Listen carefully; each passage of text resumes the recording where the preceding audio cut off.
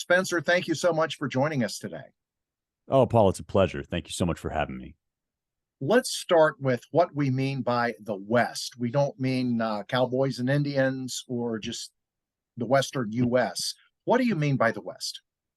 I know when I told somebody I was writing a book called How to Save the West, they said, oh, that's great. I love John Wayne movies, which I've always remembered because, right, that's not the West that we're talking about here. What we're talking about is the cultural inheritance of Athens and Jerusalem, these kind of two great pillars of our civilization. One of them, the pagan philosophies of Greco-Roman antiquity, and the other one, the monotheism and the scriptures of Judaism and Christianity.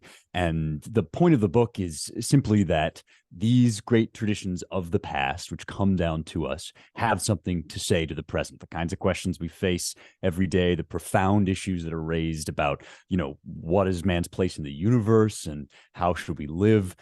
There are answers to those questions that come down to us from these great traditions. We are not the first people to ask those questions or grapple with them, and we ought to make use of the vast wisdom that comes down to us, because otherwise, we're left reliant on the modern gurus who usually don't have very good answers to these sorts of questions. Are those two traditions more similar than they are different?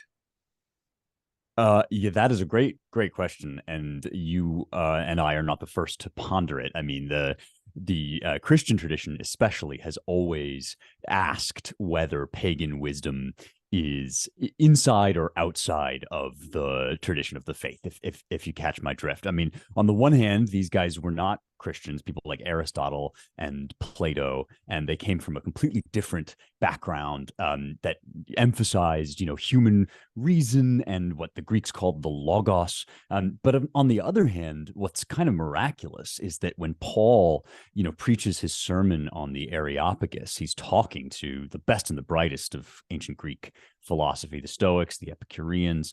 And there's this amazing moment where he starts to evangelize the Greeks, and he's reaching for their very philosophy, Stoicism, especially when St. John says that in the beginning was the Word.